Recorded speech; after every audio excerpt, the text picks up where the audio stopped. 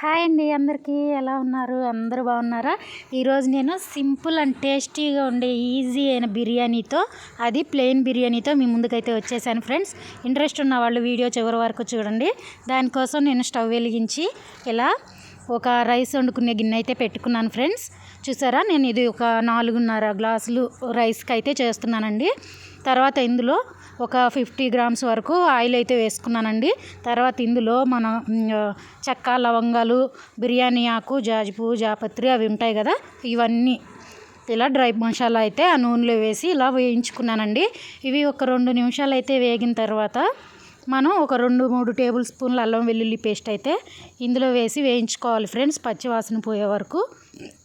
ఇది చేయటానికి చాలా సింపుల్ అండి, కానీ టేస్ట్ మాత్రం అదిరిపోతుంది ఫ్రెండ్స్. ఒకసారి ట్రై చేసి చూడండి.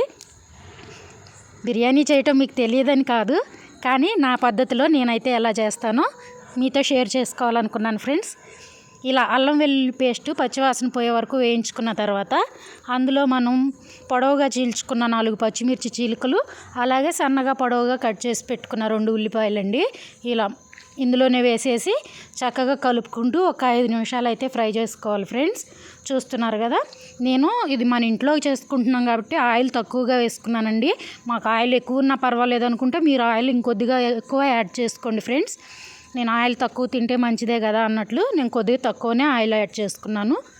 ఇలా మన ఉల్లిపాయ ముక్క కూడా మెత్తబడిపోయిన తర్వాత మనం ఇందులో కట్ చేసుకున్న 2 టమాటో ముక్కలు అయితే యాడ్ చేసుకోవాలండి.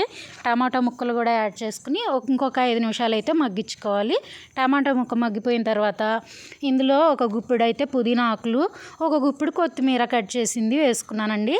ఈ పుదీనా మన గార్డెన్లోదే ఫ్రెండ్స్, అక్కడక్కడ ఉంటే ఆ మొక్కలు వెళ్ళి కట్ చేసుకొచ్చేసాను. ఇలా అనమాట. 1-2 గుప్పిళ్ళ వరకు పుదీనా ఆకులు వేసుకున్నాను, ఒక గుప్పిడి వరకు కొత్తిమీర వేసుకున్నాను. బిర్యానీలో పుదీనా ఎక్కువ ఉండేలాగా చూసుకోండి ఫ్రెండ్స్, బిర్యానీకి రుచే పుదీనా ఇస్తుంది. మనకి రెగ్యులర్గా అన్ని కూరల్లో వాటిల్లో వాడం కదా, బిర్యానీ అంటే పుదీనా, పుదీనా అంటే బిర్యానీ గుర్తు వస్తుంది ఫ్రెండ్స్. ఇలా అనమాట. ఇలా అవి కూడా వేసుకుని ఒకసారి అయితే ఇలా మిక్స్ చేసేసుకోవాలండి.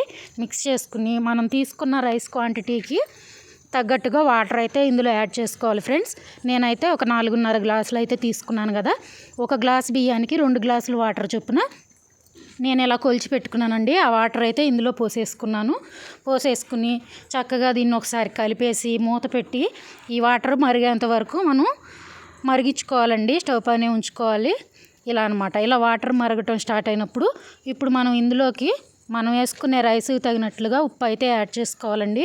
మీరు సాల్ట్ యాడ్ చేసుకుంటా అంటే సాల్ట్ అయినా వేసుకోవచ్చు. నేను కళ్ళుప్పు అయితే వాడతాను కాబట్టి కళ్ళుప్పు అయితే వేసుకున్నాను ఫ్రెండ్స్. ఇలా అనమాట. ఉప్పు కూడా వేసిన తర్వాత మనం ముందుగానే ఈ ప్రాసెస్కి ముందుగా బియ్యం అయితే కడిగి పెట్టుకున్నాం కదా, ఆ బియ్యం అయితే ఇందులో యాడ్ చేసేసుకోవాలండి. నేను దీనికోసం స్పెషల్ రైస్ ఏం తీసుకోలేదండి, మనం రెగ్యులర్గా ఇంట్లో వాడుకునే బియ్యమేనండి. ఆ రెగ్యులర్ బియ్యంతోనే నేను ఈ బిర్యానీ అయితే చేస్తున్నాను. చూశారు కదా, ఇలా అనమాట. మనం కడిగి పెట్టుకున్న బియ్యం అంతా ఇందులో వేసేసి చక్కగా కలిపి మూత పెట్టేసి 2-3 సార్లు మూత తీసి కలుపుకుంటూ ఉడికించుకోవటమే ఫ్రెండ్స్. వేడిగా స్పైసీగా ఉండే బిర్యానీ అయితే రెడీ అయిపోయింది ఫ్రెండ్స్. ఇంత స్పైసీగా ఇంత టేస్టీగా ఉండే బిర్యానీ చూస్తే ఇందులోకి నాటుకోడి పులుసుతో మీరు ఊహించుకోండి. నేను ఊరుకుంటానా? నేను చేసింది కూడా దీని కాంబినేషన్ నాటుకోడి పులుసేనండి. ఆ వీడియో దీంట్లోనే పెడితే లెంత్ ఎక్కువైపోతుంది కదా ఫ్రెండ్స్, అందుకని మీకు నెక్స్ట్ వీడియోలో అయితే షేర్ చేసుకుంటాను. వీడియో ఎలా అనిపించింది? నచ్చిందా?